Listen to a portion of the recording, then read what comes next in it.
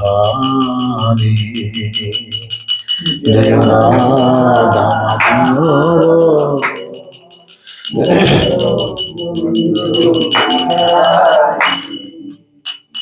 जय राधा माधव जय कुंज बिहारी जय राधा माधव जय कुंज बिहारी जय गोपी जन वल्लभ जय गिरिवरधारी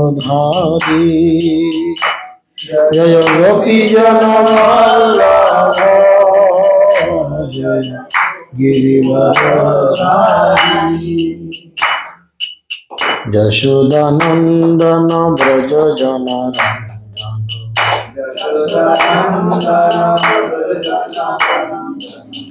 यशोदानंदन ब्रज जनरंजन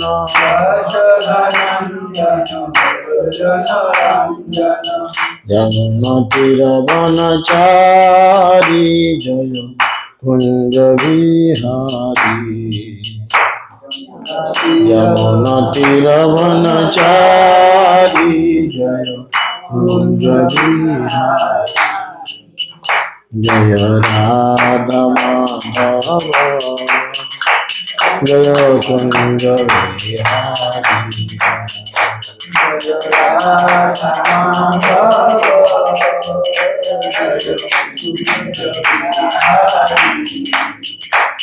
हरे कृष्ण कृष्ण कृष्ण हरे हरे हरे राम राम राम हरे हरे हरे कृष्ण कृष्ण कृष्ण हरे हरे हरे राम राम राम हरे हरे हरे कृष्ण कृष्ण कृष्ण हरे हरे हरे राम राम राम हरे हरे हरे कृष्ण कृष्ण कृष्ण हरे हरे हरे राम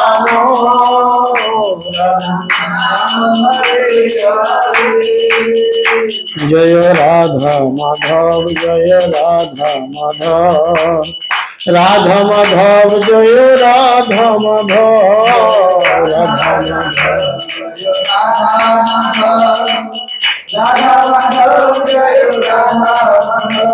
जय गौरनिताय पंचतत्व जय गौरनिताय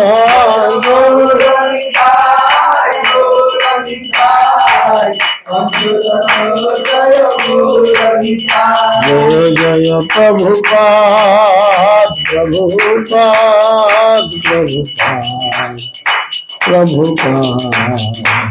जय प्रभुपाद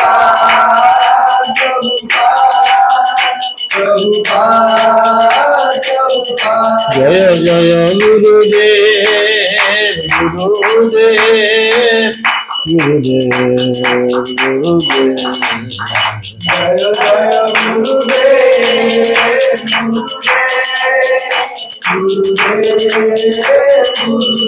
निताय गौर हरि बोल हरि बोल हरि निताय गौर हरि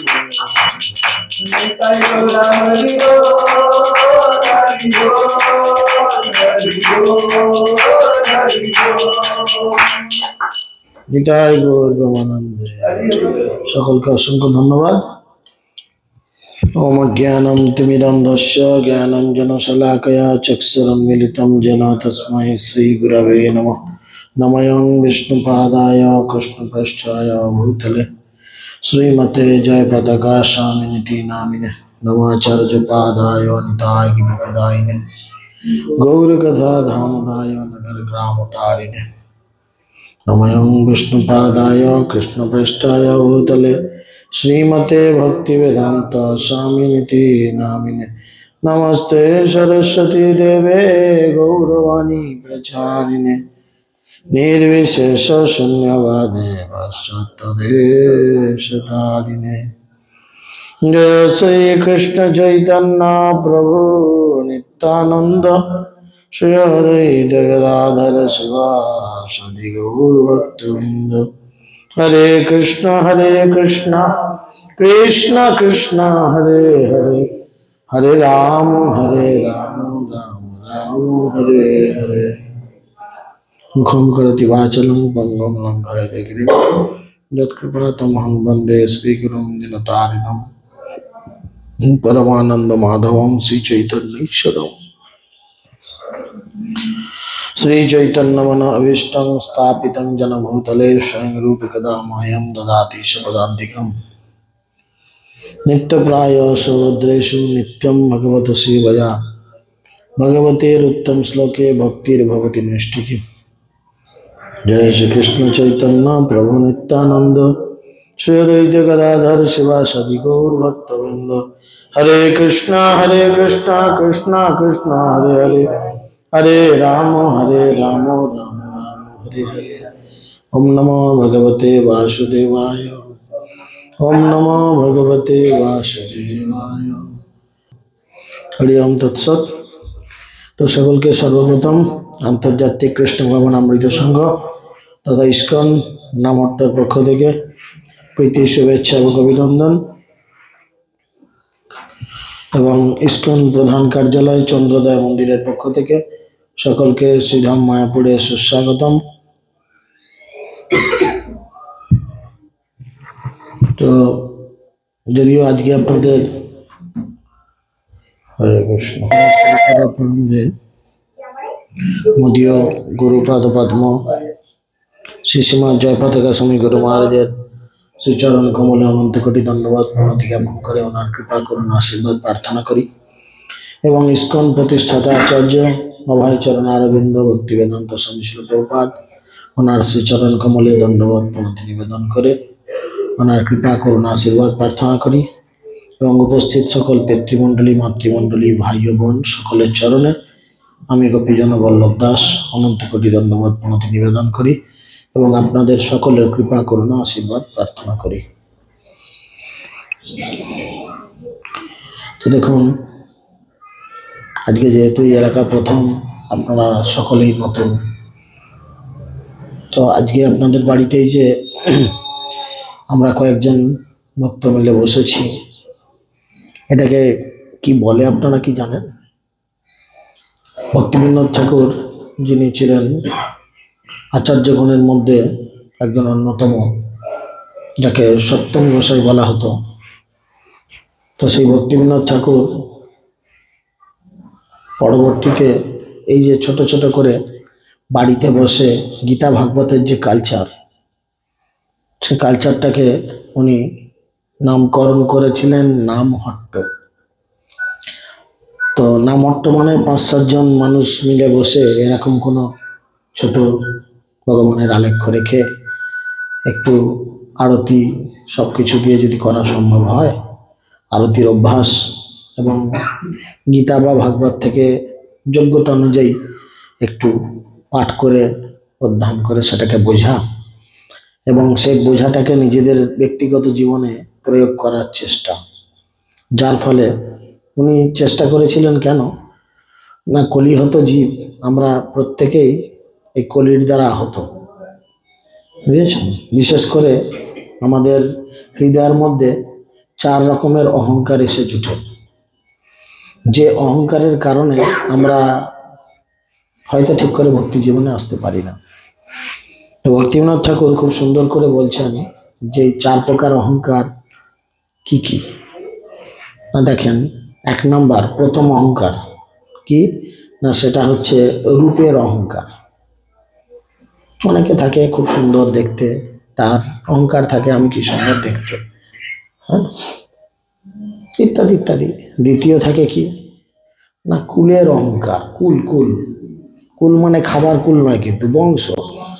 আমি কোন বংশের ছেলে জানিস, আমি কোন বংশের মেয়ে জানিস, তাই না? এরকম একটা থাকে। তৃতীয় অহংকার হচ্ছে কি,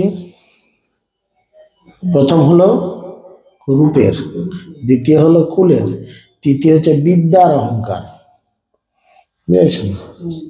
এই বিদ্যার অহংকার আছে অনেকের। আমি বড় একজন ডাক্তার, আমি একজন বড় প্রফেসর, আমি একজন বড় উকিল, আমি একজন অমুক তুসুক ইত্যাদি বিভিন্ন, যার যেমন ডেজিগনেশন সে সেরূপ অহংকারের মধ্যে আসে।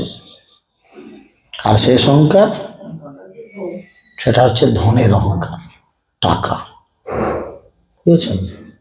তো নিত্যানন্দ প্রভু, যিনি ভগবান মহাপ্রভুর সাথে আবির্ভূত হয়েছিলেন এই জড়জগতেও, তিনিও তার লীলাবিলাস করেছিলেন, তিনিও ছিলেন ভগবানের এক অংশ প্রকাশ। তো ভক্তিবিনোদ ঠাকুর বলছেন যে অহংকারে মত্ত হইয়া নিতাই পদ পসরিয়া অসত্তরে সত্য করি মানি। মানুষ বুঝে ওঠে না যে এই জড়জগৎ আমরা কেন আসলাম, বা আমাদের প্রকৃত পরিচয় কি, মৃত্যুর পরে আমি কোথায় যাব, বা মৃত্যুর আগে বা এখানে জন্মানোর আগে আমি কোথা থেকে আসলাম। শাস্ত্র বলে এই তত্ত্বজ্ঞানকে বলা হয় আত্মতত্ত্ব উপলব্ধি। দেখুন, আমাদের মাঝে মধ্যে একলা একলা বসে বসে ভেবে দেখবেন যে আমি তো বয়স হচ্ছে, বুড়ো হলাম, তা আমি একদিন মারা যাব। আমরা কি সবাই বেঁচে থাকবো? ভগবান কৃষ্ণ গীতায় বলেছেন যে যা তস্য হি ধ্রুব মৃত্যু ধ্রুবং জন্ম মৃতস্য চ তস্মাৎ পরিহর্তব্যে নশকতি নকাঙ্ক্ষতি। যার জন্ম হয়েছে তার মৃত্যু হবে, আর যার মৃত্যু হয়েছে তার আবার জন্ম হবে। যিনি এই তত্ত্বকে জানেন, যিনি এই পন্থাটা তত্ত্ব তো জানেন, তিনি কোনো কিছুতে শোক করেন না। তো দেখুন, সেরকম আমরাও যখন এই জড়জগতে এসেছি, মৃত্যু আমাদের একদিন হবে, তো আমরা কি ভেবে দেখতে পেরেছি? হ্যাঁ, এখন বিজ্ঞানের যুগে অনেকে অনেক রকম কিছু মানসিকতা নিয়ে চলে। কে বলেছে, কোথায় বলেছে, চোখে দেখা, অনেকে বলে না এরকম তর্ক করে। এসব ভগবান টগবান আমি মানি না। চোখে যদি কিছু না দেখি, বলে না মানুষ, চোখে যদি কিছু না দেখি আমরা এসব বিশ্বাস করবো না। আচ্ছা, না কিছু মানুষ বলে না, অবশ্যই কথাটা ঠিক। এখন এরকম কিছু জিনিস যিনি বলছেন তার কাছেই রয়েছে, যেগুলো উনি চোখে দেখতে পান না। যেটা চোখের সব থেকে কাছে আছে, কি বলেন তো? ভুরু তো অনেকটা দূরে। চোখের এই পাতার উপরে লোমগুলো, হ্যাঁ এটাও ঠিক। আইবলের পাশে যে সার্কেল রয়েছে, ব্ল্যাক বা গ্রে কালারের যে সার্কেল, এই মনিটা আমরা চোখে দেখতে পাই, কিন্তু কিভাবে দেখি? আয়না, তাই না? তাহলে আয়নাটা হচ্ছে এই জিনিসটা দেখার মাধ্যম। তাহলে আমাদের চোখের সব থেকে কাছের জিনিসটাকে দেখার জন্য যে কোনো জিনিসের একটা মাধ্যম প্রয়োজন হচ্ছে, সেটা হচ্ছে আয়না। তাহলে এই জড়জগতে থেকে আমাদের ইন্দ্রিয়গুলো হচ্ছে অপূর্ণ। শাস্ত্র বলে বদ্ধ জীবের 4 রকম ত্রুটি। একটা কি ভ্রম, মানে ভুল করার প্রবণতা। আমরা ভুল করবই, কিছু করার নেই। ইস ছেলেটাকে ডাক্তারি পড়ালাম, ইস ছেলেটাকে MBA করালাম, ইস BCA করালাম, যদি ওইটা করাতাম আরো ইনকাম করতো, আরো বিশেষ কিছু স্পটেই একদম চাকরি পেয়ে যেত, কত চিন্তা থাকে না? ভুল করার প্রবণতা থাকে। আর কি আছে? বিপ্রলিপ্সা, মানে অন্যকে ঠকানোর প্রবণতা। কেউ অন্য মানুষকে যদি বলে আমি নাও ঠকাচ্ছি, মানুষ নিজে নিজেকে ঠকাচ্ছে। খুব গভীরভাবে চিন্তা করে দেখবেন, মানুষ নিজে নিজেকে ঠকাচ্ছে। কিভাবে ঠকাচ্ছে? কিভাবে ঠকাচ্ছে দেখুন। আমরা প্রত্যেকেই আকাশ থেকে পড়ে তো যাইনি। মাতৃজঠরে আমরা একদিন ছিলাম, মায়ের পেটের মধ্যে আমরা একদিন ছিলাম, হ্যাঁ কি না? তো সেখানে যখন ছিলাম তখন কিন্তু আমরা প্রত্যেকে কথা দিয়েছি, সেই কঠিন অবস্থায় সেখানে নিশ্চয়ই আমরা শান্তিতে থাকিনি, আরামে থাকিনি। এরকম লাইট জ্বলেনি, এত সুন্দর মাদুর গদি পাতা থাকেনি। মাতৃজঠরে আমরা যখন ছিলাম কিভাবে ছিলাম? মাথা বেশিরভাগই নিচের দিকে করে, পা উপর দিকে করে, একটা চামড়ার থলের মধ্যে হাত পা কুঁচকে ছিলাম। কতদিন ছিলাম? নিয়ার অ্যাবাউট 10 মাস 10 দিন যেটা বলে। কিছুদিন আগু পেয়েছি তাহলেও তো ছিলাম প্রায় 10 মাস 10 দিনের কাছাকাছি। আমাদের তর্কে অনেক তর্ক যাওয়া যায়। কেউ যদি বলে আমি 8 মাসে সিজার করে তুলে নিয়েছি, তর্কে তো অনেক কিছুই করা যায়, কিন্তু নর্মালি জিনিসটা কি হয়? নর্মালি 10 মাস 10 দিনের কথা বলা হয়, তাই না? তাহলে আমরা প্রত্যেকেই কঠিন অবস্থার মধ্যে ছিলাম। আর যখন সেই কঠিন অবস্থার মধ্যে ছিলাম তখন কিন্তু আমাদের প্রত্যেককে ভগবান দর্শন দিয়েছে। আর সেই কঠিন অবস্থা থেকে বেরিয়ে আসার জন্য আমরা তখন ভগবানের সঙ্গে একটা মানে না না একরকম কথা দিয়েছি বা একরকম চুক্তিতে সই করেছি বলা চলে। বুঝেছেন? কি চুক্তি সই করার মতো করেছি না, আমাকে এই কঠিন পরিস্থিতি থেকে তুমি মুক্ত করে দাও, আমি অবশ্যই বাইরে বার হওয়া মাত্রই আমি তোমার নাম কীর্তন করব। প্রত্যেকে দিয়েছি। ভক্তিবিনোদ ঠাকুর তার কীর্তনের মধ্যে বলছেন, জননী জঠরে ছিলাম যখন বিষম বন্ধন পাশে, একবার প্রভু দেখা দিয়ে বঞ্চিলে এদিন দাসে। হে প্রভু, আমি যখন আমার মাতৃগর্ভে ছিলাম তুমি তখন কেবলমাত্র একবার আমাকে দর্শন দিয়ে তারপর আর কোথায় চলে গেলে, আমি তো তোমাকে খুঁজে পাই না। দেখেন, অনেকে মনে করে যে আধ্যাত্মিকতা মানে বেকার লোকেদের কাজ, কাজকর্ম নাই। হ্যাঁ, কেন চায়ের দোকানে আড্ডা মারায়, লোকের ঘরে বগল দাবা করে বই খাতা নিয়ে বেরিয়ে পড়লো হরে কৃষ্ণ পার্টি। হতে পারে, মেবি, কিন্তু আধ্যাত্মিকতা এরকম নয়। আধ্যাত্মিকতা হচ্ছে একটা বিজ্ঞান, যেটা কোনো ফুদিয়া কাহিনী নয়, যেটা কোনো মানে জল পোড়া তেল পোড়া খাওয়ানোর মতো ব্যাপার নয়। এটা বিজ্ঞানসম্মতভাবে প্রমাণিত। দেখেন, বাচ্চা কাচ্চা জন্মানোর পরে সেই বাচ্চার কাছে গিয়ে আপনি যখন দাঁড়ান, লক্ষ্য করে দেখেছেন সেই বাচ্চা প্রত্যেককে খুব অবাক হয়ে দেখে। কাউকে দেখে হাসে, কাউকে দেখে কাঁদে। তাকে কিলিকিটি দিতে হয় না যে হি করে হাস বাবা হাস। কাউকে দেখে কেঁদে ওঠে, কাউকে দেখে হাসে, কাউকে অবাক হয়ে দেখে। যত বাচ্চা বড় হয় এই অবাক হয়ে দেখাটা ধীরে ধীরে ধীরে ধীরে কমে যায়।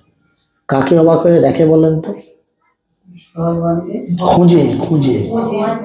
আজকে ভগবানের কথা হচ্ছে বলে ভগবানের কথা বলার দরকার নেই, বিজ্ঞানসম্মতভাবে বোঝার চেষ্টা করুন। প্রত্যেকটা বাচ্চা, পাশে কল্পতরু রয়েছে, গিয়ে দেখে আসেন।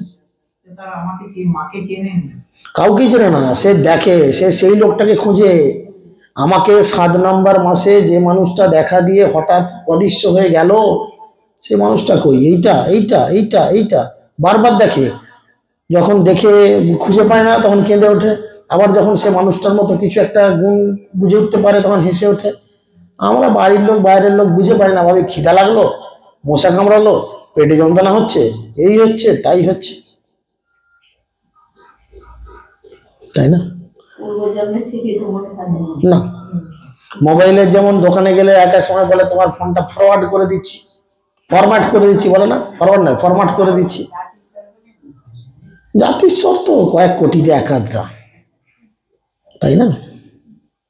মোবাইলের দোকানে যেমন আপনার ফোনটাকে ঠিক মতো কাজ করছে না, আপনি দোকানে গেলেন, গেলে বলবে তোমার যা আছে সব মুছে যাবে কিন্তু, বলে না? দিয়ে তারা সেটাকে একদম যা মেমোরিতে যা আছে মুছে ক্লিয়ার করে ক্লিন করে দিয়ে দেয়। সেরকম এই একই প্রশ্ন করেছিল অর্জুন গীতাতে ভগবানকে, বুঝেছেন? বিশ্বরূপ দর্শন যোগে তখন ভগবান বলেছিল তুমি এবং আমি দুজনই বহু বহু জন্ম জন্মেছি, কিন্তু মায়ার প্রভাবে তোমাকে আমি সব ভুলিয়ে দিয়েছি। কিন্তু আমি তো মায়ার অধীনস্থ নয়, মায়া আমার অধীনে, আমি মায়ার অধীনে নয়, কিন্তু আমার সব মনে আছে। তুমি দেখতে চাও বলে অর্জুনকে দেখিয়েছি। অর্জুন মায়া করছিল, দেখো পূর্ব জীবনে তুমি এক ছিলে বিশাল রাজা, আর তোমার 2-3 জন পত্নী ছিল, স্ত্রী ছিল। কত ভালোবাসতো, কেউ তোমার জামা কাপড় খুলিয়ে রেখে দিত, কেউ তোমার পায়ে জল দিয়ে ধুইয়ে দিত, কেউ তোমার খাবার দাবার পরিবেশন করতো, খাইয়ে দিত, কত যত্ন করতো, হাত পা টিপে দিত, কত কি করতো। তোমার 3-4টে স্ত্রী তোমাকে কত ভালোবাসতো, চোখে হারাতো। অর্জুন হাঁ করে দেখছে, হ্যাঁ ঠিক। দেখো অর্জুন, দেখো একদিন তুমি মারা গেলে। পূর্বজীবন দেখাচ্ছে অর্জুনকে ভগবান যুদ্ধক্ষেত্রে। দেখছে 3-4টে স্ত্রী তার হাতে পায়ে ধরে গড়াগড়ি করে কান্নাকাটি করছে, যেমন বাড়িতে কেউ মারা গেলে কান্নাকাটি করে। প্রচুর কান্নাকাটি করছে। অর্জুন বলছে হ্যাঁ আমি মারা গেছি তো, খুব কাঁদছি। বলছে দাঁড়াও, এখন তো ফিল্ম শেষ হয়নি, এই তো হাফ টাইম হয়েছে, এর পরের সিনেমাটা দেখো কিরকম। দেখো না, পরের সিনেমায় দেখাচ্ছে কি না, তোমার স্ত্রীরা যদি তোমাকে এত ভালোই বাসতো, তাহলে তোমার এই প্রিয় দেহটাকে নিয়ে শ্মশানে তারা নিয়ে যাচ্ছে। কারণ শ্মশানে কেন নিয়ে যাই আমরা, বা তার মানে কি দেহটাকে নষ্ট করার জন্য। মুসলিম হলে তারা মাটিতে কবর দিচ্ছে কেন, দেহটাকে নষ্ট করার জন্য। হিন্দু হলে পোড়াচ্ছে কেন, দেহটাকে নষ্ট করার জন্য। তাহলে তোমার স্ত্রীরা যদি তোমাকে এত ভালোই বাসে, তাহলে তুমি মারা যাওয়ার কয়েক ঘন্টা পরেই কেন তারা বল হরি হরি বল করতে করতে শ্মশানে নিয়ে চলে গেল। তার মানে তারা কাকে ভালোবাসত। দেখেন আমরা এত সাজগুজ করে রয়েছি, এত কিছু এই ব্যবস্থা কোনো করে রয়েছি কিসের জন্য বলুন তো? ভেতরে সে আছে বলে, ভেতরে সে আছে বলে।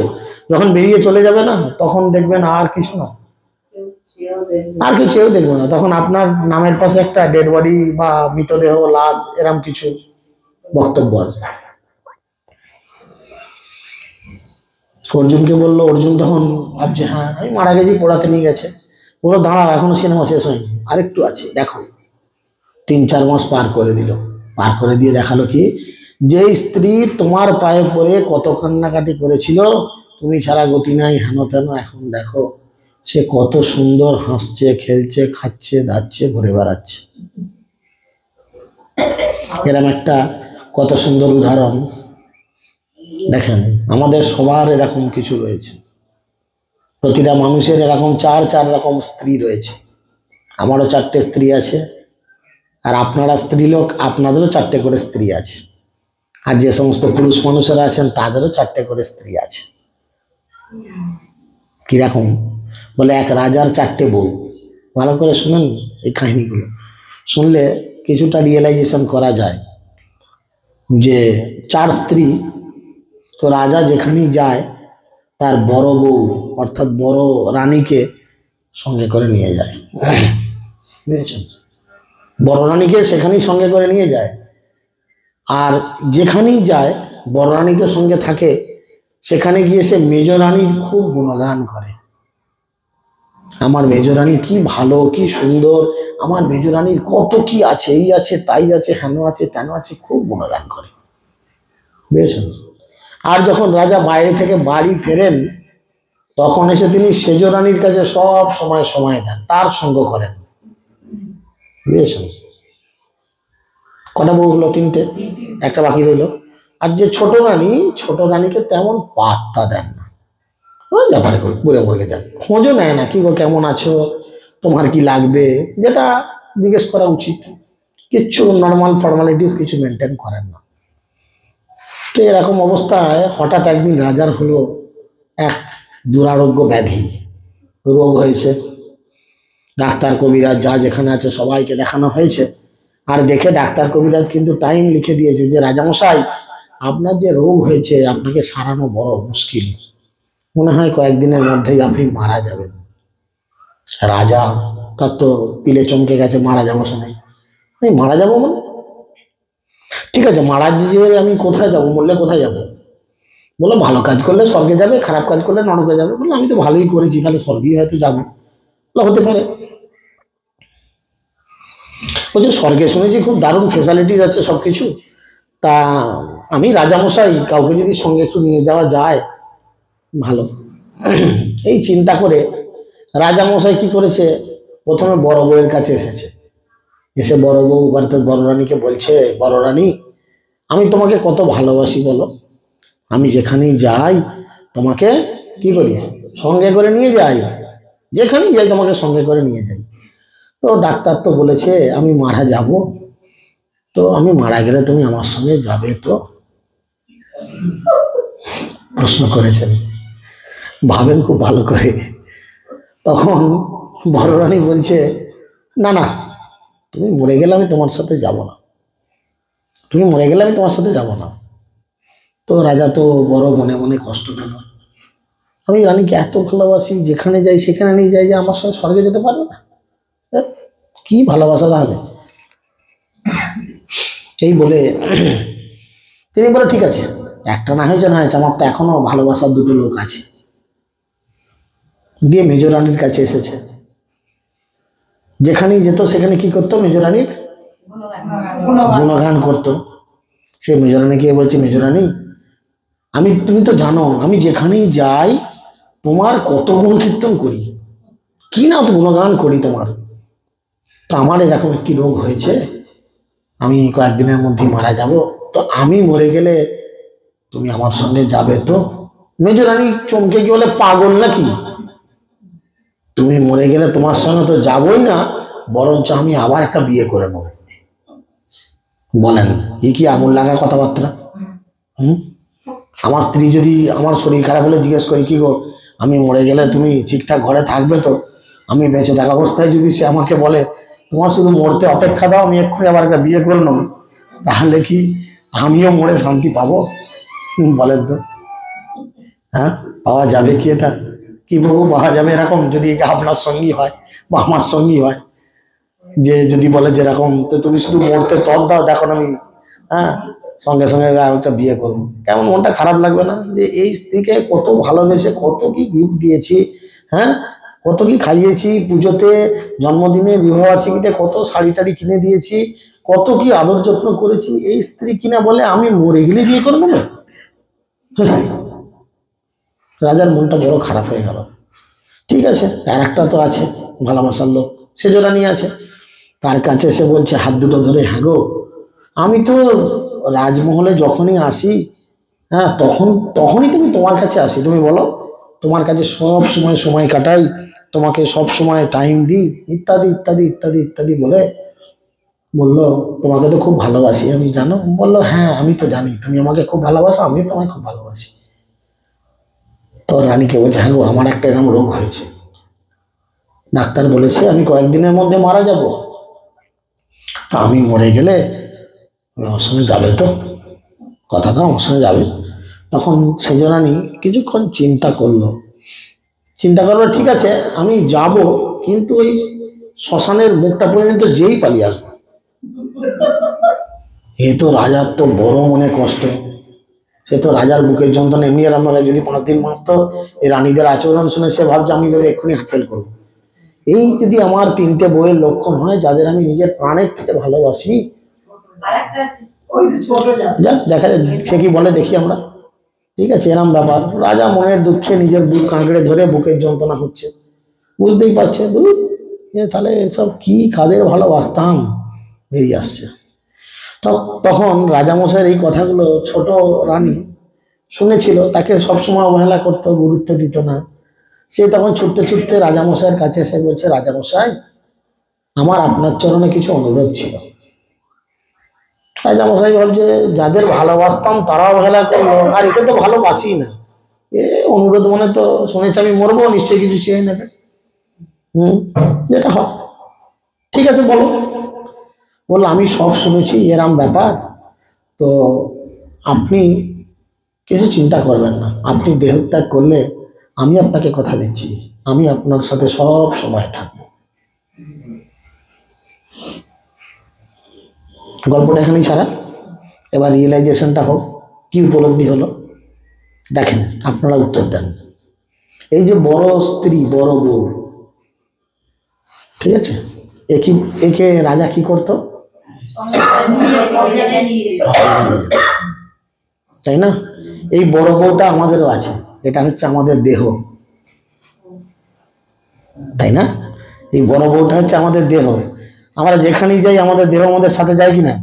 Delhi, Bombay, London, America, Africa, Australia, যেখানেই যান বাথরুমে ঢুকলে দেহটা যায় কিনা? না বলে তুই বাথরুমে যাচ্ছিস, যাবো না আমি ঘরে থাকি, তুই যা, বলে কি?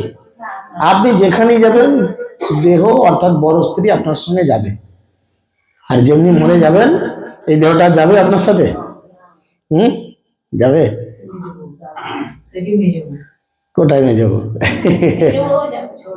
ভালো করে শুনে, আচ্ছা ঠিক আছে দেখা যাক না ছোট বউ কদ্দের কি করে।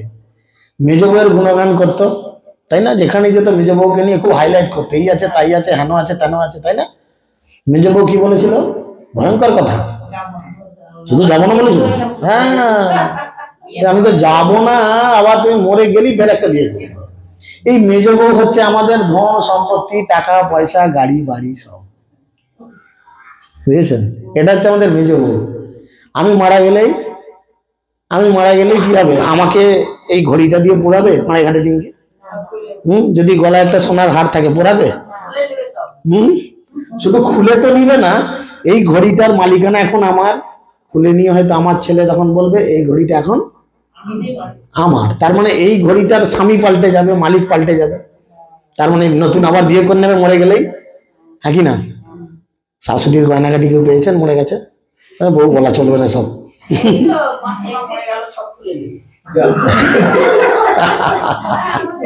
তাহলে চিন্তা করে, তাহলে না দেখেন চিন্তা, ঠিক আছে ঠিক আছে। আচ্ছা আচ্ছা, আমার কথাটা শুনেন, কি নিয়ম সেটা পরের কথা, বিষয়টা উপলব্ধি করার বিষয়। ব্যাপারটা হচ্ছে দেখো, দ্বিতীয় বউ তার মানে কি, এই যে ধন দৌলত, টাকা পয়সা, গাড়ি বাড়ি, এগুলো নতুন মালিক হয়ে যাবে সঙ্গে সঙ্গে। আমি যে গাড়িটা চালিয়ে আসছি, গাড়িটা কি আমার সঙ্গে পাড়ে ঘাটে চুল্লি তুলে দিবে? তা তো না। তখন আমার ছেলে বা আমার কোনো রিলেটিভ সেই গাড়িটা নেবে, সে বলে এখন এই গাড়িটা আমার, আমি চালাচ্ছি। তার মানে হয়ে গেল মালিক পাল্টে গেল, আবার বিয়ে করে নিল। আমার হাতে সোনার আংটিটা সেও বিয়ে করে এখন অন্য একজনের হাতে, মানে অন্য একজন মালিক বিয়ে করলো কিনা। তৃতীয় বউ কি বলেছিল? আমি শ্মশানের গা পর্যন্ত যাব, যেই পালিয়ে আসবো, তাই না? এই তৃতীয় স্ত্রী হচ্ছে আমাদের আত্মীয় স্বজন, পরিবার বর্গ, বুঝেছেন? বললো বাবা তো পুড়ছে বা মা তো পুড়ছে, যদি দু তিনটে বোন থাকে, চল দিদি চল, মায়ের নাকেরটা তুই নিবি, কানেরটা আমি নেবো, হাতেরটা বর্দি নেবে। বর্দি একটু গরিব মানুষ, কাঁথা কম্বল তুই ওই ঘরে কাঁথাগুলো নিবি, আমি বালিশগুলো নেবো, ও কম্বলগুলো নেবে। করে কি না? না কিছু ভুল বলছি? আর চতুর্থ স্ত্রী যে বলেছিল সঙ্গে যাব, ইনি হচ্ছেন প্রত্যেকটা জীবের হৃদয়ে অবস্থিত পরমাত্মা। ভগবান গীতায় বলছে, সর্বস্ব চাহং হৃদি সন্নিবিষ্ট মত্ত জ্ঞানং অপহনং চ। আমি হচ্ছি জীবের সব থেকে নিকটে, সব থেকে কাছের একজন মানুষ। সর্বস্ব চাহং সন্নিবিষ্ট, খুব সন্নিকটে থাকি। আর আমি কি করি? স্মৃতি দিই, বিস্মৃতি দিই, ভুলিয়ে দিই, মনে করিয়ে দিই, কিন্তু আমি তার হাত কোনো জন্মে ছাড়ি না। দেখুন, দেহের পরিবর্তন হয়, আত্মার কোনো পরিবর্তন হয় না। গীতায় চলুন, 2য় অধ্যায় সাংখ্যযোগ, সেখানে ভগবান বলছেন দেহের পরিবর্তন হয়।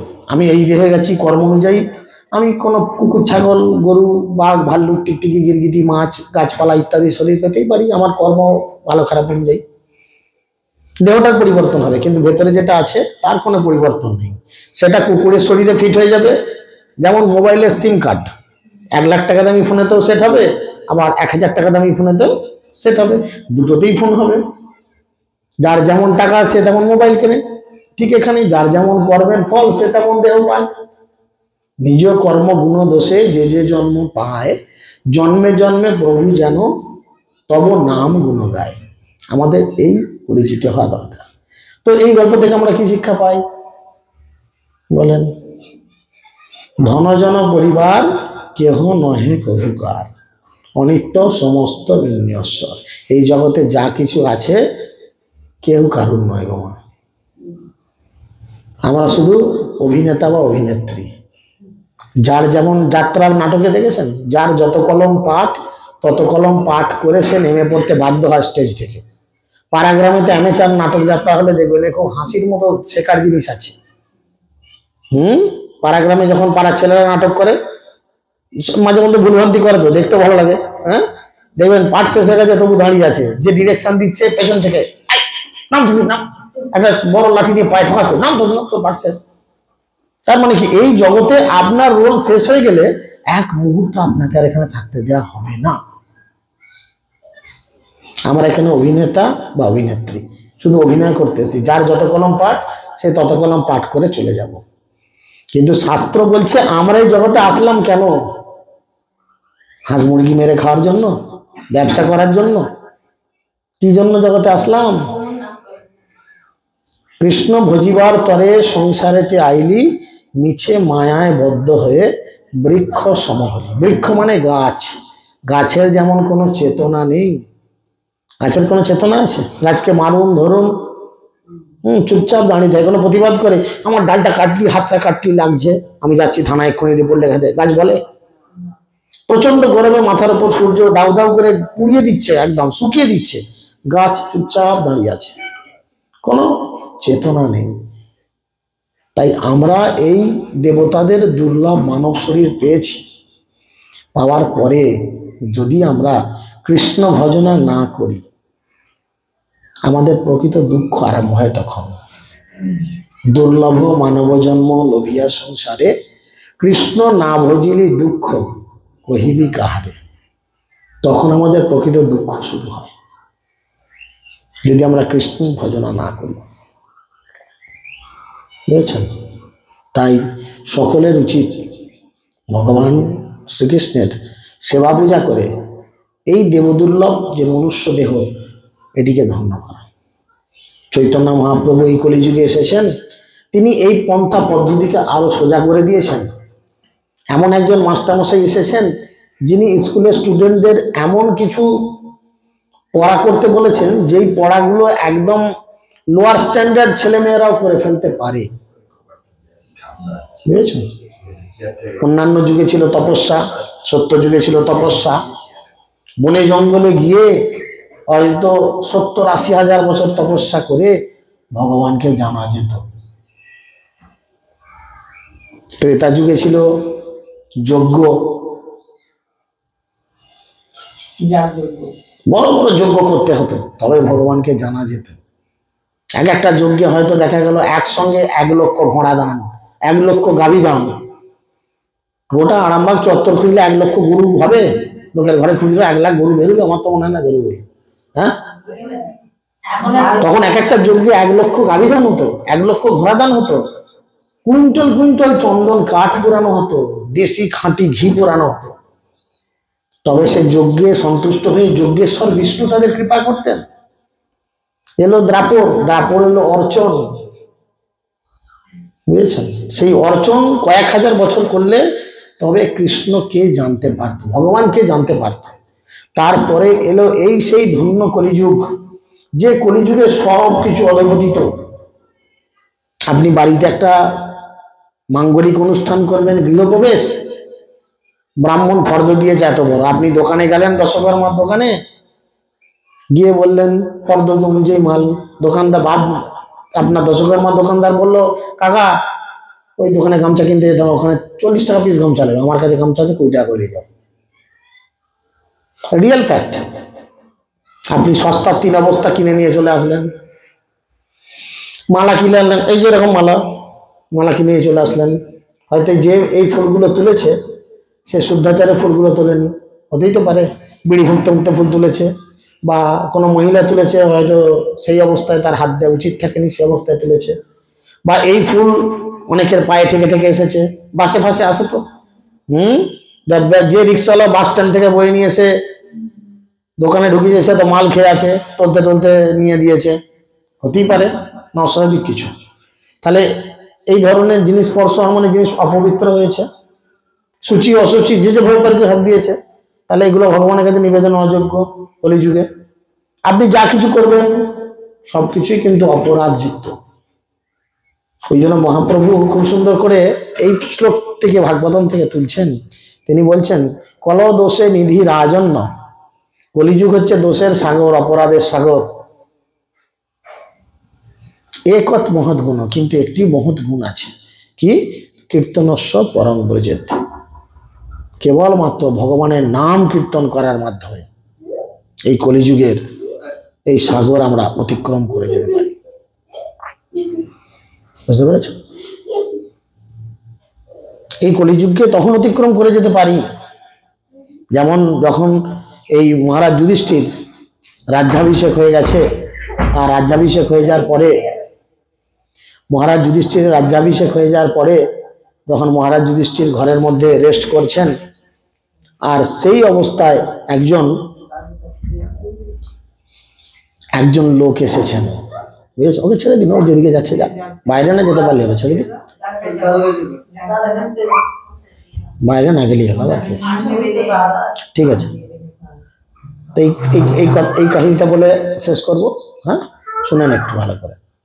তো যুধিষ্ঠির রাজ্যাভিষেক হয়ে যাওয়ার পরে যখন তিনি দুপুরে একদিন বাড়িতে রেস্ট করছেন, একজন ভয়ঙ্কর দেখতে একটি লোক বাড়িতে এসেছেন, আর গেটে পাহারা দিচ্ছেন ভীম। ভীমের নাম শুনেছেন সকলে? ভীম। তো ভীমকে এসে বলছে যে আমি মহারাজের সঙ্গে দেখা করতে চাই। তো ভীম বলছে, আরে দুপুরবেলা তুমি এসেছো, মহারাজ এখন রেস্ট করছেন, বিকেলে এসো। না, আমার ওসব টাইম দেওয়া যাবে না, আমার খুব আর্জেন্ট, মহারাজের সঙ্গে দেখা করতেই হবে। বলে ঠিক আছে, তুমি কি বিষয়ে দেখা করতে চাও, কেন এসেছো বলো তোমার কাছে খুলে। বললাম, আমার মহারাজের কাছে কিছু প্রশ্ন আছে। আমি শুনেছি মহারাজ খুব সুন্দর সবকিছুর বিচার করেন, ন্যায় বিচার করেন। যুধিষ্ঠির ন্যায় বিচার করতেন, যেহেতু তিনি যমরাজের প্রতিনিধি ছিলেন, ধর্মের একজন প্রতীক ছিলেন। তো তখন ভীমসেন বলছে, আমাকে আগে বলো, আমি দরকার যদি হয় রাজার কাছে যাব, আর নাহলে আমি যদি উত্তর দিতে পারি আমি দেবো। বলো তুমি পারবে, বলো। বলে আমি 4টে প্রশ্ন নিয়ে মহারাজের কাছে এসেছি, এই 4টে প্রশ্ন আপনাদের কাছে, ভেবে উত্তর দেন। বলে কি প্রশ্ন? বলে আমি রাস্তা দিয়ে আস্তে আস্তে দেখলাম এক জায়গায় বেড়া দিয়ে ওই সব গাছপালা লাগানো হয়েছে, মানে ভেতরে বেগুন গাছ, পালং শাক, হেন তেন শীতকালীন ফসল যেগুলো যা হয় এগুলো লাগানো হয়েছে। বললো হ্যাঁ, তাতে কি অ্যাবনর্মাল আছে? লাগাতেই পারে, মানুষ তো লাগায়। বললো না, এটা অ্যাবনর্মাল কিছু না, আমি দেখছি যে শাক সবজি ফল পাকড়গুলো ওই বেড়া গিয়ে কামড়ে কুমড়ে খেয়ে নিচ্ছে। ভীম তো মাথা চুল করছে, বেড়াতে ফল পাকড় খেয়ে নিচ্ছে, পাগল টাগল এলো নাকি রে ভাই দুপুরবেলা? ভালো করে মুখটা শুঁকছে, মদ ফল খেয়ে এসছে নাকি? না, নর্মালি আছে। বলো ঠিক বলতে পারছি না। দ্বিতীয় প্রশ্ন, বলো দ্বিতীয় প্রশ্ন, দেখলাম একটা হাতি জানেন হাতি? একটা হাতি দাঁড়িয়ে আছে, একটা লোক গোটা হাতিটাকে একটা ছুঁচের মধ্যে দিয়ে গলিয়ে দিচ্ছে। ছুঁচ বোঝেন তো, সেলাই করা ছুঁচের পেছনে একটা ছিদ্র থাকে, সেই ছিদ্র দিয়ে গোটা হাতিটা গলিয়ে দিচ্ছে। আর হাতির লেজ কত বড় হয়? লেজটা এইটুকু ছোট, লেজটা আটকে যাচ্ছে। কেন হচ্ছে? ভীম তো মাথা খারাপ হয়ে যাচ্ছে, যা প্রশ্ন করছে তো উদ্ভট জিনিস রে ভাই। হ্যাঁ, বুঝতে পেরেছেন? ভালো কথা, উত্তর দিতে পারবে? বললো না, এর উত্তর ঠিক জানা নেই। অত বড় হাতি গলে যাচ্ছে, এইটুকু লেজটা আটকে যাচ্ছে, আর কি এমন? তুমি পাগল আছো। তৃতীয় প্রশ্ন কি? বললো তৃতীয় প্রশ্ন আমার এই যে দেখলাম যে রাস্তা আস্তে আস্তে একটা জলের বড় ঘড়া আছে। ঘড়া জানেন? মাটির ঘড়া, বড় ঘড়া। তো একটি বড় ঘড়া রাখা রয়েছে, আর সেই বড় ঘড়ায় ভর্তি জল রাখা আছে, বুঝেছেন? বড় ঘড়ার মধ্যে পাশে মগ রাখা আছে, সেই মগে যখন ঢালা হচ্ছে 5 মগ ভর্তি জল হলো, তো জ্বালা ফাঁকা। তার মানে কি বোঝাচ্ছে? জ্বালাতে কমক জল ছিল, জ্বালা ভর্তি ছিল। 5টা মগে ঢালতে জ্বালা ফাঁকা, মগগুলো ভর্তি, বাইরে কোথাও জল পড়েনি। তার মানে জ্বালাতে কমক জল ছিল, 5 মগ জল ছিল। বললো তাতে কি হয়েছে? তাতে বললো ঘটনাটা তারপর ঘুরে যখন এই 5 মগ জল আবার জলায় ঢালা হচ্ছে, কোথাও 1 ফোঁটা জল পড়ছে না, জ্বালা ভর্তি হচ্ছে না। কেন হলো? এ তো মাথা খারাপ হয়ে যাওয়ার মতো অবস্থা। কি কারণ? তাই না? প্রশ্নগুলো একটু উদ্ভট টাইপের না, মাথায় ঢুকবে না এরকম ব্যাপার। চতুর্থ প্রশ্ন কি আছে বলো? বলো চতুর্থ প্রশ্ন, দেখলাম রাস্তায় আস্তে আস্তে একটা বিশাল আকার পাহাড়, সেই পাহাড়টার মধ্যে দিয়ে রাস্তা করার জন্য রাজামশাই কত হাতি ঘোড়া কামান ডিনামাইট কত কি নিয়ে গিয়ে ফাটাচ্ছে ফুটুচ্ছে, কিন্তু পাহাড় কিছুতেই ভাঙেও না, নড়েও না, কিছুই হয় না। আর একটা রোগা পাতলা ছেলে আসলো, একটা সরু সুতো দিয়ে পাহাড়টাকে উল্টে দিল। বলো কেন হলো? আপনারা একটু চিন্তা করবেন কেন হলো। তো ভীমের তো মাথা খারাপ হয়ে গেছে এসব উদ্ভট প্রশ্ন করে। সে তো মাথায় হাত দিয়ে একদম পাজেল হয়ে গিয়ে বলছে, এ আমার দ্বারা উত্তর হবে না, আমি বরঞ্চ এক কাজ করি, মহারাজকে গিয়ে বলি। তো মহারাজ যুধিষ্ঠিরের কাছে গেছেন ভীম। গিয়ে বলছে, মহারাজ আমাদের রাজসভায় একটা উদ্ভট মানুষ এসেছে, দেখতেও যেমন কিম্ভূত কিমাকার, আর প্রশ্নগুলো ঠিক তেমন উদ্ভট। তখন যুধিষ্ঠির মহারাজ হাসতে হাসতে বলছেন, ঠিক আছে বলো কি ব্যাপার, কি প্রশ্ন, কি হয়েছে।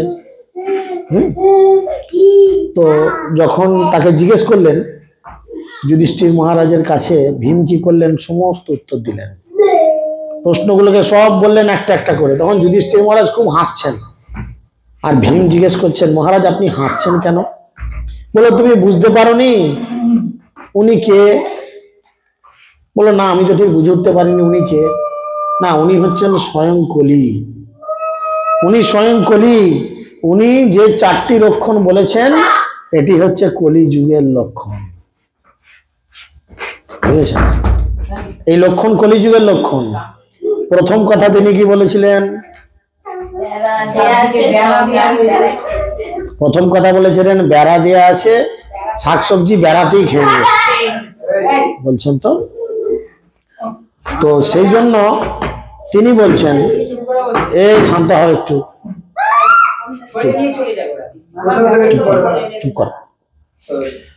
প্রথম বলেছিল ওরাম ঘটনা, তো সেই বলার জন্য হাত দিও নাতে কারেন্ট মারবে। তো যখন কোন যুবতী তরুণী হয়তো নিজের বাঁচার জন্য কারোর কাছে গিয়ে প্রার্থনা করেছে, থানায় পুলিশের কাছে জ্বালায় বেচারি খাবে বলে তাকে ধরে মারধর করে তার 3 মাস 6 মাসের জেল হাজত হয়ে যায়, হচ্ছে না? বড় বড় নেতা চোতারা দেখুন কত কেলেঙ্কারি করে দিব্যি বুক ফুলিয়ে ঘুরছে, আর আমি হয়তো সত্যি পেটের জ্বালায় বা আমার মা খেতে পায়নি বা আমার বাবা খেতে পায়নি, এই কষ্টে 2টো রুটি হয়তো কোথা থেকে চুরি করেছি। হ্যাঁ, চুরি করা বড় অপরাধ, হয়তো করেছি, কিন্তু পেটের জ্বালায় এটা কি ক্ষমা করা যেত না? কিন্তু না, আমরা উত্তম মধ্যম মেরে ধরে দিলাম তাকে, পুলিশের হাতে তুলে 3 মাস 6 মাস 1 বছর 2 বছরের জেল হয়ে গেল। বলে এটাও কলিযুগের লক্ষণ। এখানে বড় বড় অপরাধীরা বুক ফুলিয়ে ঘুরবে, আর ছোট অপরাধীরা বিনা দোষে জেল খেটে মরবে, ছোটখাটো অপরাধে জেল খেটে মরবে। তৃতীয় প্রশ্ন ছিল কি? একটা মাটির ঘড়া, তার থেকে 5 মগ জল ঢেলে মগ ভর্তি হলো, কিন্তু মগ থেকে যখন ঘড়াতে ঢাললো, ঘড়া আর ভর্তি হয় না। বলে এও এক কলিযুগের লক্ষণ। বাবা মা অতি কষ্টে না খেয়ে না দিয়ে নিজের সোনা দানা জমি জমা বিক্রি করে ছেলেকে মানুষ করে, তাই না? ছেলেকে মানুষ করে, ছেলেকে বিয়ে দেয়,